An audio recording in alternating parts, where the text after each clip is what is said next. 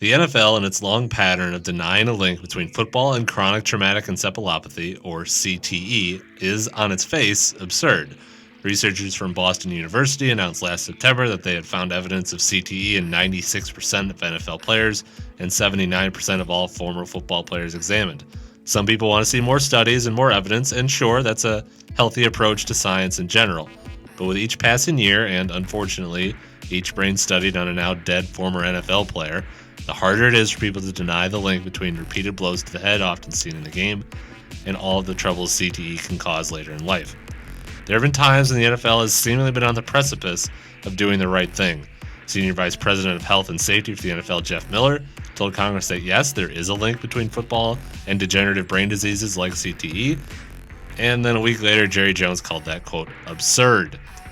And then just this week, an Outside the Lines report citing an investigation by Congress indicates at least 6 of the NFL's top health officials ran a campaign last year to affect the U.S. government's study on football and brain issues.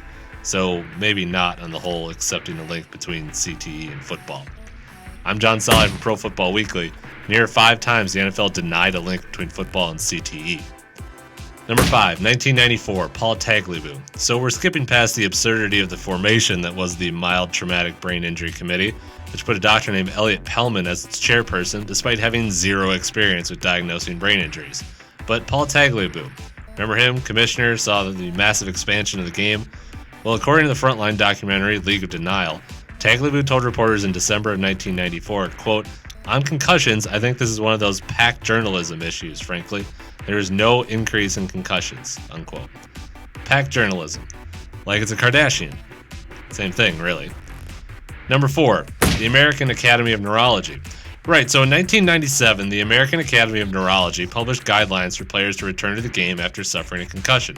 It suggested that players be removed from the game if they lose consciousness or show symptoms for up to 15 minutes after an injury. The NFL? By 2000, the MTBI, remember that lovable group, questions the guidelines and really don't bother to follow them. 3 years later, Jets wide receiver Wayne Corbett, who was knocked out cold in a game against the Giants, gets sent back into the game after being examined by Dr. Elliot Pellman. Corbett goes on injured reserve after the game. Number 3, MTBI 2004. Okay, this one is just ridiculous. Again, this is from the League of Denial. The MTBI's 5th paper in neurosurgery suggests that NFL players are basically less susceptible to injury simply because they've been playing organized football since they were in middle school. An actual quote here. Quote, as a result of this winnowing process, those players who ultimately play in the NFL are probably less susceptible to MTBI and prolonged post-concussion syndrome than the general population, unquote.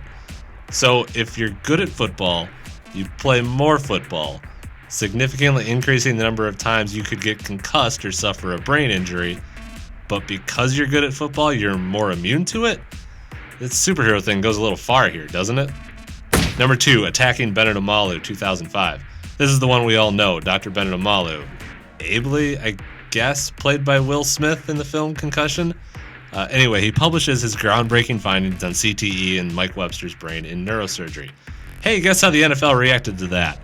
Immediate attacks, attempt to discredit Omalu, and generally making his professional life a living hell. Number 1, Dr. Ira Kassan, 2007. Oh, this one is uncomfortable.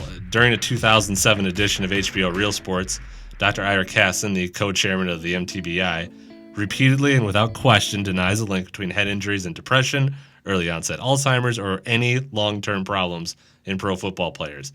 The denials were uncomfortable to watch then, and they're even more uncomfortable given all the data and research we are aware of now. So that's our list. What did we miss out on? Let us know in the comments. You can find me here on Twitter, and don't forget to like, share, and subscribe.